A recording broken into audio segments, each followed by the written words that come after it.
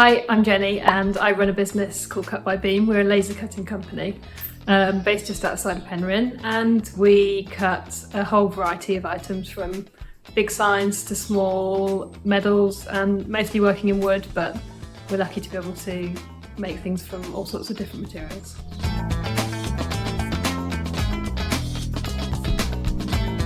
First used laser cutters when I was at university. At Falmouth I did sustainable product design and I used them a lot in the prototyping process. And then after I finished university, I worked for a designer who also used laser cutters, and I guess it wasn't long after that that I got my own and started using it.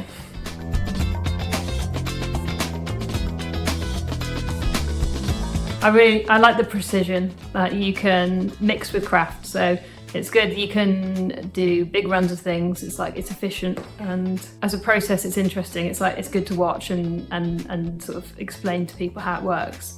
So there's always nice interaction when people come to the workshop, and you get to see they get to see what you're making for them. But yes, I think the mix of traditional craft with the technology of CNC control is what interests me the most.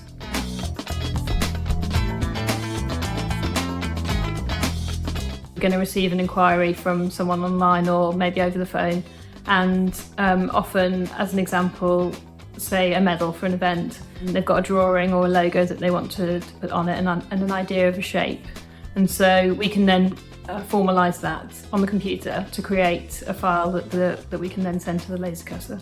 So just by telling it basically what are cut lines, what are etch lines, and then that goes onto the machine and usually works by etching first. So any design is applied onto the surface of the material, and then it's cut out, so all around the edges. And then quite often there's a finishing process. So we'll sand or oil, or perhaps attach a ribbon or a paint finish if there's a bit of colour that needs picking out or something. And then the item gets parcelled up and sent out to the customer.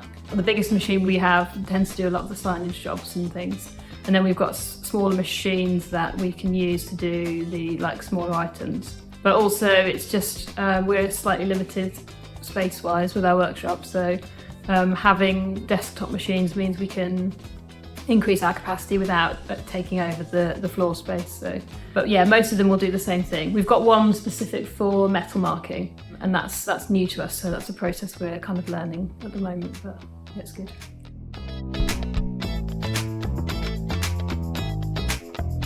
So one thing we do quite often is paint the sheet material first, because then the way that the laser works is it removes the top layer, so you can sort of put down a paint finish, and then when you take it away you're exposing the wood underneath. So it's a good way of keeping it computer controlled, so good for batch production because you're doing it as a whole sheet rather than painting an individual item. But we do also do some, because there's a recess where the laser etches, it can be quite easy if it's just a little dot or a shape or a line that you can go through and do it by hand, and sometimes quite nice to have that as an application as well.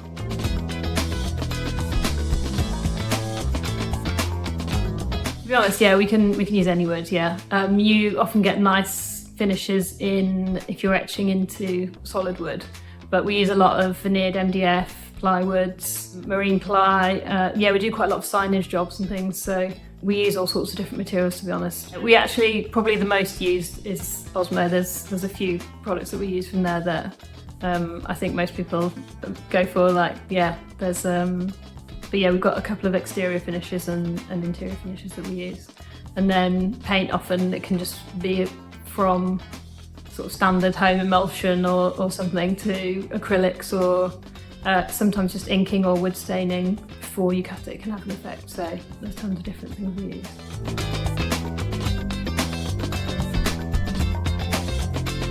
Loads of stuff, really. I mean, obviously as a material it's unique, wood grain pattern, everything that we make, it kind of, the finish is elevated by the wood that we use. The fact that it's renewable and you can trace it is always nice, and also that you can go down, so we use a lot of sheet material and we can keep offcuts and use them then for smaller projects, and then smaller projects to smaller projects.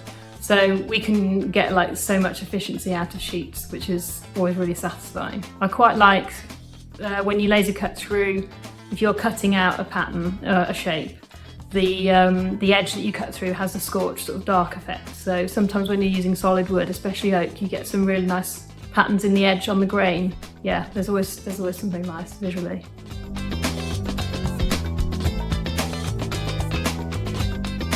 Having sort of worked with this process for 8 years, there's a lot of things that you do. Sometimes something might go wrong, or you do something differently by mistake and you pick up a little process or technique that you weren't expecting to happen.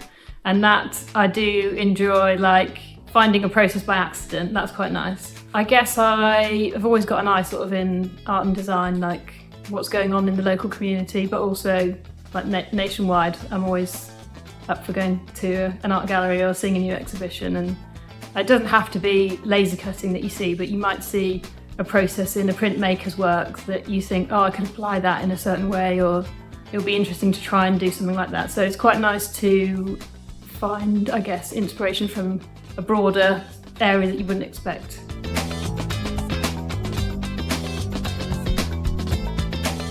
Try and find somewhere that you can have a go, because if you've got a small idea or something, there's you know, we're not the only people that do laser cutting, but you can always come to us with an idea or a thought that we can create samples and things for.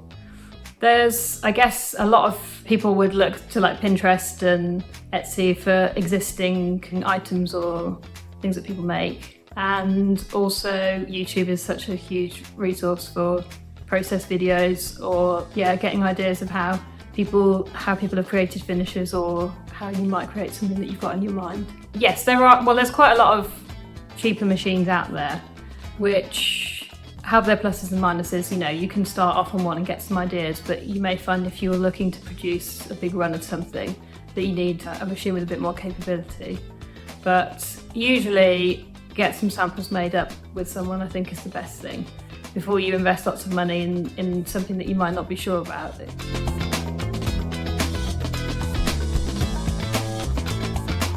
I sort of had this little like thing in my head that if I do the right work in the right way, then the right people are going to see it. So if you sort of stay true to what you want to create, and you sort of don't cut corners, and the items that you make are quality and people like them, then everyone's going to have a good thing to say about you. Then that's sort of how we've kind of built our community and our customers.